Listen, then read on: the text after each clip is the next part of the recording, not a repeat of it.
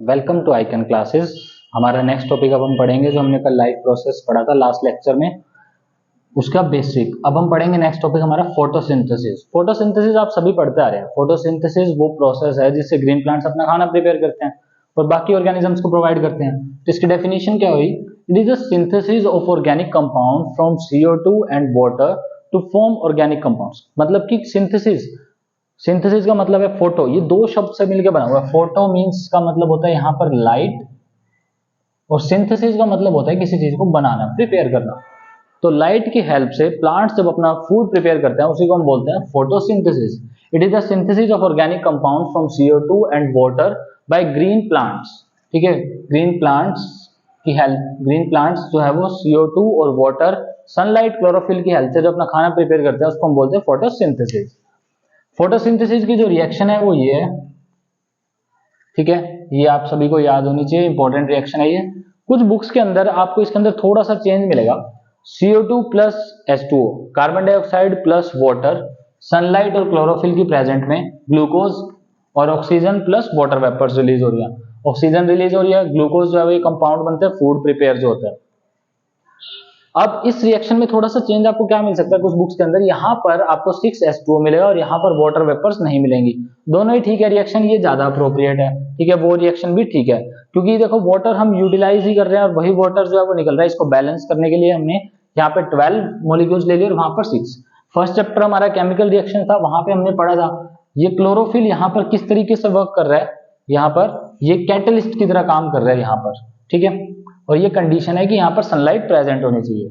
अब जो फोटोसिंथेसिस होता है ना वो 3 स्टेप्स में फॉलो होता है। 3 स्टेप्स वो कौन कौन से होते हैं? अब्जॉर्प्शन ऑफ सोलर यानी कि light energy by chlorophyll, chlorophyll जो है वो सोलर एनर्जी को ट्रैप करके रखती है। Conversion of light energy into chemical energy, अब जो लाइट एनर्जी सनलाइट से आई, सोलर एनर्जी से आई, उसको केमिकल में कन्वर्ट करते हैं। सिर्फ धूप से जो एनर्जी आ रही है उससे डायरेक्टली फूड प्रिपेयर नहीं होगा, उसका कन्वर्जन होता है केमिकल एनर्जी में क्लोरोफिल की हेल्प से। और साथ साथ उस एनर्जी का यूटिलाइजेशन करके splitting of water into oxygen and hydrogen by light energy, उसी एनर्जी का यूज करके वाटर जो है इस वाटर को ब्रेक डाउन कर दिया जाता है ऑक्सीजन और हाइड्रोजन में। ठीक है, इसको भी हम नेक्स्ट डिटेल में पढ़ेंगे। लास्ट स्टेप होता है reduction of CO2 to carbohydrates using chemical energy. Reduction आपने पढ़ा था फर्स्ट चैप्टर में, फिर से याद करो। रिडक्शन का मतलब था एडिशन ऑफ हाइड्रोजन, हाइड्रोजन का जुड़ना। CO2 में जब हाइड्रोजन जुड़ जाता है तो यहाँ पे क्या बन जाता है? ग्लूकोज, और इसके लिए एनर्जी जो है वो खर्च होती है, एनर्जी यूटिलाइज होती है। ठीक है, ये स्टेप्स हैं। अब फोटोसिंथेसिस जो होता है वो होता है 2 फेजेस के अंदर, light phase and dark phase. अभी हम इसको पढ़ेंगे आगे कि वो 2 फेजेस कौन कौन से होते हैं, लाइट फेज और डार्क फेज। यस, आगे हम पढ़ेंगे इसके 2 फेजेस, लाइट फेज और डार्क फेज। ठीक है, इसको पढ़ने से पहले हमें ये पता होना चाहिए जो फोटोसिंथेसिस होता है वो कहाँ होता है। ग्रीन प्लांट्स में तो हमें पता है लीव्स के अंदर। कौन सी जो साइट ऑफ फोटोसिंथेसिस होती है वो कौन सी होती है? जो लीव्स के अंदर, ठीक है, ग्रीन लीव्स। यहाँ पे हमने पहले पढ़ा हुआ है मीजोफाइल लेयर होती है, 9th क्लास में आपने पढ़ा था। मीजोफाइल लेयर्स में जो है वो प्रेजेंट होते हैं जो क्लोरोप्लास्ट। ठीक है, स्टोमेटा इनकी क्लोजिंग और ओपनिंग में हेल्प करता है कौन? Guard cell. स्टोमेटा के थ्रू जो है वो गैसियस एक्सचेंज होता है, और स्टोमेटा की क्लोजिंग और ओपनिंग, स्टोमेटा का खुलना और बंद होना, वो कौन कंट्रोल करता है? Guard cells. ठीक है, गार्ड सेल्स कुछ इस तरह का स्ट्रक्चर होता है, यहाँ बीच में स्टोमा होता है और ये गार्ड सेल्स, ये इसकी ओपनिंग और क्लोजिंग में हेल्प करते हैं। ठीक है, ये प्रोसेस होता है ऑस्मोसिस के थ्रू। एंडोमोसिस और एक्सोमोसिस आप 9th में पढ़ चुके हैं। ये वाटर को अब्सॉर्ब करते हैं, जब वाटर को अब्सॉर्ब करते हैं तो ये क्या हो जाता है? ओपन हो जाते हैं, ये फूल जाते हैं। जैसे ये वाटर लॉस करते हैं तो ये वापस श्रिंक हो जाते हैं। तो गार्ड सेल जो है वो ओपनिंग और क्लोजिंग ऑफ स्टोमेटा को कंट्रोल करता है। अब हम आते हैं आगे इसके 2 फेजेस में। फोटोसिंथेसिस 2 फेज में अकर करता है, light phase and dark phase. Light phase क्योंकि यहाँ पे लाइट की जरूरत है, इसको हम फोटोकेमिकल फेज भी कहते हैं। It occurs in the grana region of the chloroplast. Chloroplast का जो ग्रेना रीजन होता है वहां पर लाइट फेज जो रिएक्शन है वो होती है। ठीक है, एमसीक्यू में पूछा जा सकता है आपके साथ, ग्रेना रीजन आपको पता होना चाहिए। क्लोरोफिल, अगला स्टेप क्या होता है? क्लोरोफिल जो हमने 3 स्टेप्स पढ़े थे, उन्हीं 3 स्टेप्स को अब हम देख रहे हैं कि वो स्टेप बाय स्टेप अक्कर कैसे होते हैं, जो अभी हमने पहले 3 स्टेप पढ़े थे। ठीक है, अब्जॉर्प्शन ऑफ लाइट, कन्वर्जन और फिर लास्ट में रिडक्शन, उन 3 स्टेप्स को अब हम डिटेल में पढ़ रहे हैं। क्लोरोफिल जो अब्जॉर्ब करता है विजिबल सनलाइट को, विजिबल रीजन की जो लाइट है, विजिबल जो हमें दिख रही है, ये 400 से 700 नैनोमीटर के बीच में होती है, जो आप हायर क्लासेस में पढ़ेंगे।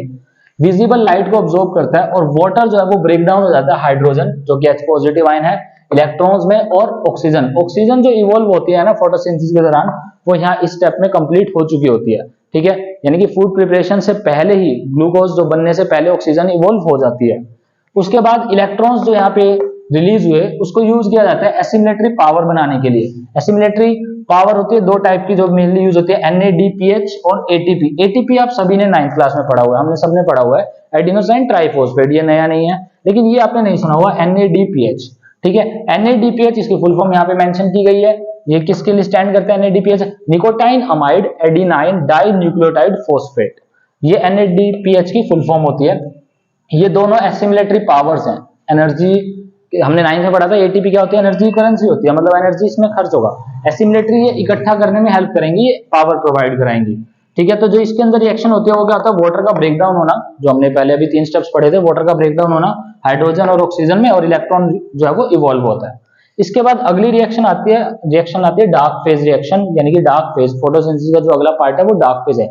इसमें लाइट की नीड नहीं है, ये लाइट इंडिपेंडेंट फेज है, यानी कि सन नहीं भी है तो भी ये रात को भी कैरी आउट किया जा सकता है। डार्क फेज जो है वो रात को कैरी आउट किया जाता है मेनली, ठीक है। जो एसिमिलेटरी पावर यूज हुई थी NADPH और ATP, उसका यूटिलाइजेशन किया जाता है। जो है प्रोड्यूस हुई पावर उसको यूज करेंगे हम CO2 को रिड्यूस करने के लिए ग्लूकोज के अंदर। रिडक्शन का हमने मतलब समझा था पहले फर्स्ट चैप्टर में केमिस्ट्री में, रिडक्शन का मतलब था हाइड्रोजन का एडिशन होना।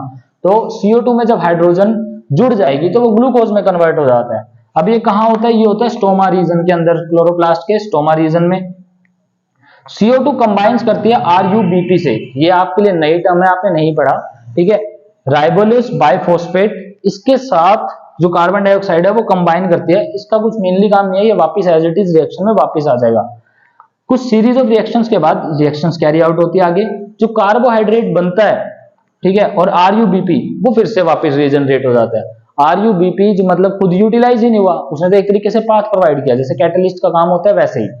RUBP, CO2 और जो दो एसिमिलेटरी पावर थी NADPH और ATP, इनके कॉम्बिनेशन से RUBP तो एज इट इज वापस मिल जाता है हमें, और एसिमिलेटरी पावर का यूज करके इसकी रिडक्शन हो जाती है। CO2 की क्या हो जाती है?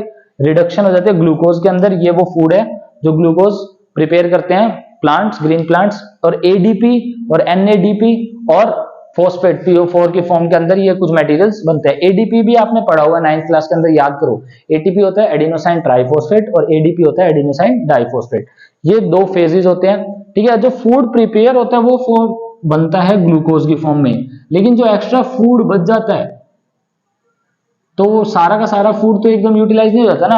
अगर आप एक बार में खाना खा रहे हो, ऐसे तो नहीं है वो हमारी बॉडी पूरा उसको यूटिलाइज कर लेगी, कुछ ना कुछ बच जाएगा। और वो जो एक्स्ट्रा फूड होता है वो किस फॉर्म में स्टोर होता है? स्टार्च की फॉर्म के अंदर। फूड जो स्टोर होता है वो स्टार्च की फॉर्म में एक्स्ट्रा फूड स्टोर किया जाता है, बनता है ग्लूकोज की फॉर्म में। और जो यूटिलाइजेशन नहीं हुई, जो बच गया एक्स्ट्रा फूड, वो स्टोरेज किस फॉर्म में की जाती है? स्टार्च के फॉर्म में। यानी कि इसको हम कह सकते हैं जो स्टोरेज फूड है वो किस फॉर्म के अंदर होगा? जो स्टोर्ड फूड है वो स्टार्च के फॉर्म में स्टोर्ड होगा, ठीक है। अब देखो आगे समझते हैं हम इसको। ये तो हमने पढ़ लिया फोटोसिंथेसिस की रिएक्शन। अब फोटोसिंथेसिस के लिए जो हमने रिक्वायरमेंट्स पढ़ी थी वो क्या क्या थी, जो मटेरियल्स हैं।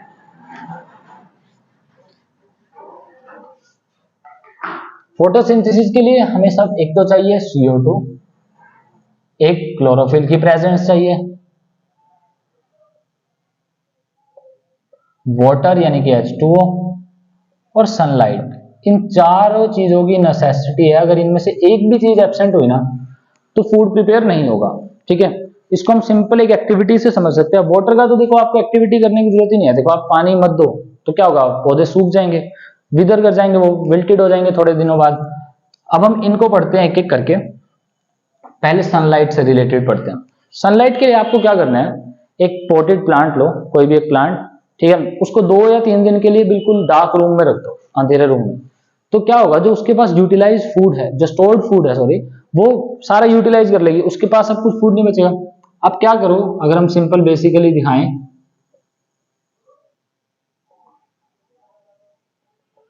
ठीक है, यहां पे हमने एक प्लांट को रख दिया 2-3 दिनों के लिए बिल्कुल डार्क रूम के अंदर, जिससे उसके पास सनलाइट नहीं आ रही थी। अब जो इसके पास स्टार्च होगा ना, स्टोर्ड फूड, वो यूटिलाइज हो जाएगा। इसको अब हमने एक ब्लैक पेपर से या टेप से ऊपर और नीचे दोनों तरफ से कवर कर दिया, सिर्फ एक लीफ को। इसको कवर कर दिया, फिर 4-6 घंटे के लिए हमने इसको वापस से धूप में रख दिया। सनलाइट में रखने के बाद ये अपना फूड फिर से प्रिपेयर करेगा। अब हम क्या करेंगे, इस लीव को प्लग कर देंगे और इसको बॉईल करेंगे अल्कोहल में। अल्कोहल क्या करता है, क्लोरोफिल को डिसॉल्व कर देता है। क्लोरोफिल डिसॉल्व हो जाएगी बिल्कुल, यानी कि कलरलेस हो जाएगी, लीव का जो ग्रीन कलर था वो गायब हो जाएगा। अब इसके बाद हमने बहुत छोटी क्लास में पढ़ा था, हम क्या पढ़ा था, iodine test. Iodine test presence of starch को इंडिकेट करता है। अगर किसी भी चीज में स्टार्च प्रेजेंट है तो आयोडीन डालने से वो ब्लू ब्लैक कलर का हो जाता है। हमने छोटी क्लास में पढ़ा था, ब्रेड पे, रोटी पे, आलू पे अगर हम उसके कुछ ड्रॉप्स डालते हैं तो वो ब्लू ब्लैक कलर में चेंज हो जाता है। अब यहाँ पे भी हम फिर से वही काम करेंगे। हमने ये लीव ली, इसको बॉईल किया अल्कोहल के अंदर, अल्कोहल में बॉईल करना है थोड़े टाइम, जिससे ये डीकलराइज हो जाएगा, क्लोरोफिल सारा डिसॉल्व हो गया, यानी कि ये लीव क्या हो गई, डीकलराइज। इसका सारा कलर जो हो गया वो गायब हो गया। फिर उसके बाद इसको निकालो और आयोडीन टेस्ट करो। अब आप क्या देखोगे, जो लीव हमने ली थी उस लीव का ये वाला हिस्सा छोड़ के, जिसको हमने ब्लैक टेप से या ब्लैक पेपर से कवर कर दिया था, इस हिस्से को छोड़ के बाकी सारा हिस्सा ब्लू ब्लैक कलर का हो जाएगा आयोडीन डालते ही। तो ये हमें बता रहा है कि जो हमने हिस्सा कवर कर दिया, जो पार्ट हमने कवर कर दिया, उसको सनलाइट नहीं मिली। सनलाइट नहीं मिली तो वो अपना फूड प्रिपेयर नहीं कर पाया। बाकी सारे हिस्से में फूड जो है वो प्रिपेयर्ड था, स्टार्च था, इसलिए वो ब्लू ब्लैक कलर का हो गया। लेकिन जो हिस्सा हमने कवर कर दिया वो फूड प्रिपेयर नहीं कर पाया। तो सनलाइट जरूरी है, ठीक है। क्लोरोफिल का अगर हम देखते हैं, क्लोरोफिल का सेम प्रोसेस होगा। वेरिजेटेड लीव्स आती हैं, वेरिजेटेड लीव्स होती हैं कुछ पौधों की, जिसमें क्या होता है कि कुछ कुछ बीच में इससे डीकलराइज होते हैं ऑलरेडी, ठीक है, उसमें क्लोरोफिल प्रेजेंट नहीं होता। सेम स्टेप हम फॉलो करेंगे, डायरेक्टली उसको उठाएंगे, उसको कहीं पे भी रखने की जरूरत नहीं है 1-2 दिन के लिए। डायरेक्टली उसमें क्या करना है, हमने अल्कोहल में बॉईल करना है, क्लोरोफिल डिसॉल्व हो जाएगा। फिर से आयोडीन टेस्ट करेंगे। अगर आप देखोगे, जैसे अगर हम सिंपली मान लो कि ये एक लीव थी और उसके अंदर जो जो हिस्सा मैं ऐसे मार्क कर रहा हूं, इसके ये वाला हिस्सा जो है वो ग्रीन नहीं है, येलो पार्ट है या व्हाइटिश है, ठीक है, यहाँ पर जो है वो क्लोरोफिल प्रेजेंट नहीं है। तो जब हम आयोडीन टेस्ट करेंगे तो ये हिस्से जहां पर ग्रीन कलर प्रेजेंट नहीं था वो ब्लू ब्लैक में चेंज नहीं होंगे। तो वो ये बताते हैं हमें क्लोरोफिल जो है वो नेसेसरी है। अब बात करते हैं CO2 की। फिर से एक सिंपल सा ही प्रोसेस है इस तरीके का ही। उसमें भी आपने क्या करना है, एक प्लांट लेना है इस तरीके से, उसकी एक लीफ को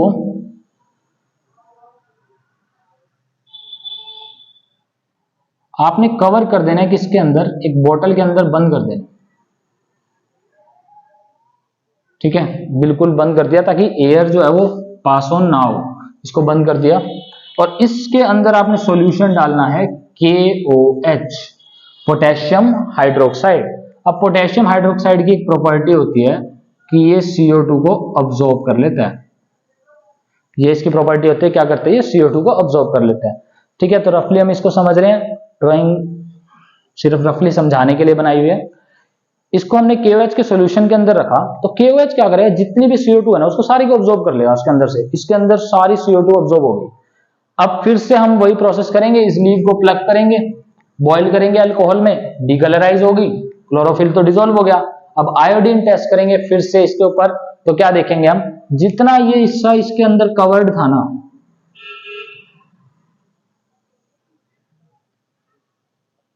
जितना भी हिस्सा कवर्ड था, ठीक है, यानी कि ये वाला हिस्सा, ये जो लीव का हिस्सा है जो बिकर के अंदर की तरफ था, वो ब्लू ब्लैक में चेंज नहीं होगा। वो ब्लू ब्लैक में चेंज क्यों नहीं हो रहा, क्योंकि उस हिस्से में स्टार्च प्रेजेंट नहीं है। स्टार्च किस लिए प्रेजेंट नहीं है, क्योंकि वो हिस्सा फूड प्रिपेयर नहीं कर पा रहा CO2 की एब्सेंस की वजह से। तो ये चारों कंडीशंस का प्रेजेंट होना जरूरी होता है फोटोसिंथेसिस अक्कर करने के लिए, ठीक है। आज हम इस लेक्चर के अंदर इतना ही पढ़ेंगे। फोटोसिंथेसिस को हमने पूरा कवर किया। आगे नेक्स्ट टॉपिक हम पढ़ेंगे अगले लेक्चर में। Have a good day.